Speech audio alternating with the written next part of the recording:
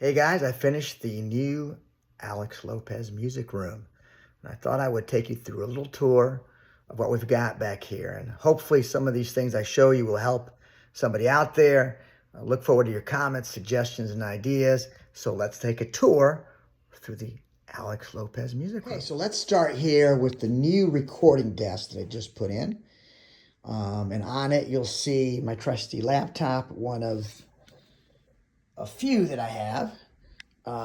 And my two Zoom R16 16 track recorders, my speakers, and this little thing right here, which is actually a cassette player and CD player. Now, why do I have a cassette and CD player? I'll tell you why. Because of this. What is that? Yeah, so I've got probably 100 or so cassettes of original music I've been recording since I was the age of, I'm going to guess, probably 15.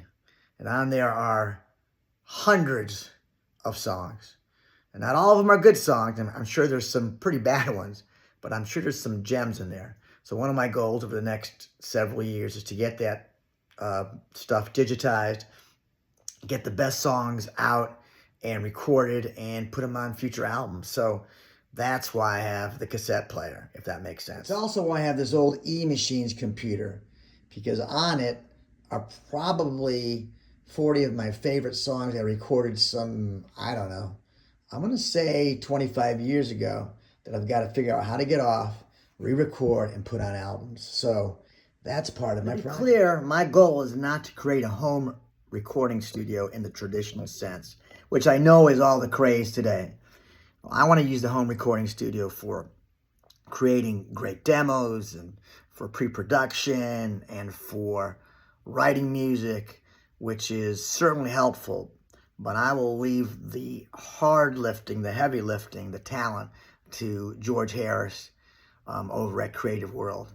Now, why would I ever try to replace his brilliance and those years and years of experience? So this is just for pre-production and for writing purposes. On this corner is my guitar collection, electric guitar collection. And some people might think, wow, that's a lot of guitars, but it really is not by a lot of people's standards. I know guitarists that have maybe 50 guitars, by the way. And all of them, I'll just show you all of them. Every single one of them are working guitars. All except for one, which I'll talk about in a video, are part of the working entourage. On this side, I have a couple of bass guitars, which I use for writing, because I do write with the bass sometimes. Sometimes I do write some of the bass lines. My trusty main acoustic guitar. And then in my bedroom, I do keep a couple of acoustic guitars, just in case I get, inspired and want to write. Tokai Strat is the only guitar that has not been on the road with me as of late. I bought it in '84. It has great sentimental values. Technically, from its age, it's a vintage guitar. It's actually the same guitar that is on the cover of Stevie Ray Vaughan. Not the same exact guitar, the same make and year of guitar that it was on Stevie Ray's album cover, his first album.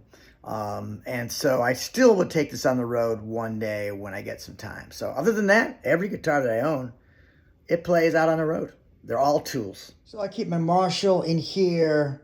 I keep a Hot Rod Deluxe in the bedroom, and I have like 3 or 4 amplifiers that are in the garage storage room. This is cool, kind of a gift that was given to me by a friend.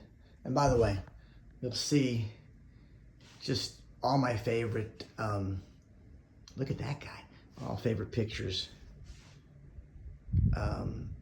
in the room, including album covers, etc. Anyway, let me get back to where I was. Whoops, let me swing around. What's here? So I have, this is something very sentimental to me. I don't know if you can get a good look at this. This is my dad's radio that he left me after he passed, which is super sentimental to me because I remember having it when I was a kid. This is a collection of recording mics. It's a fair collection. There are a couple of pencil mics that I need to get to finish it off. some of my pedals. Not all the pedals are here, but these are the pedals that I use the most. I probably keep another dozen or so in the garage storage. And then over here are just collections of things that have been given to me on the road over the years. Not necessarily the jewelry, but different things. This is pretty cool. A really cool gift from a good friend named Charlie. Yeah. And, oh, this is kind of interesting. These are drum machines down there. And I keep the drum machines for when I'm writing music and pre-producing. Some of you may know that I actually started as a keyboardist. I actually took lessons for many, many years. I think a total of 9 years, if I'm not mistaken. Started playing at my church as the organist. And that was my first primary instrument when I started in bands early on. So I do have a little bit of a keyboard station, if you will. I'll show you that. I keep 2 keyboards here. My Yamaha 66 piano, which is great for writing music, and my Casio, which is just simple and easy to use. And they're actually great sounding keyboards.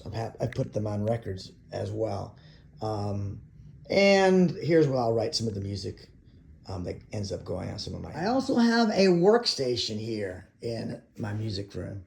Okay, and the workstation is for my day job because I actually do work. And though retirement is on the horizon, so I can dedicate myself full-time to music, I've still got a couple of years left, and so I work out of here during the day and whenever I need to. These things are business related, and I don't know how other artists do it, but there's so much paperwork and so much involved in being an artist. I had to convert my closet into storage. In this closet is so much stuff that is so important. This stuff up here is primarily taxes, which when you're running a music business, you have to be super careful of. So tax information here. Then you've got, this is just mail. Sorry about that.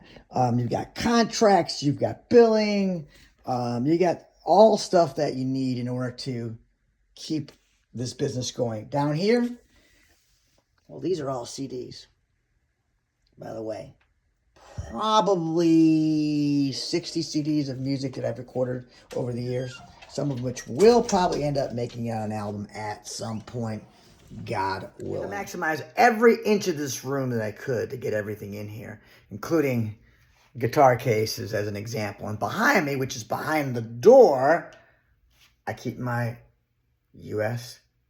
touring map, so I can really plan where I'm going and make sure those logistics work, as well as my Florida touring map, which is, home and where I play the most at. So that's squeezing every inch you can out of the space that you have. Yeah, so that's the ALX music room. Hope you enjoyed the little tour.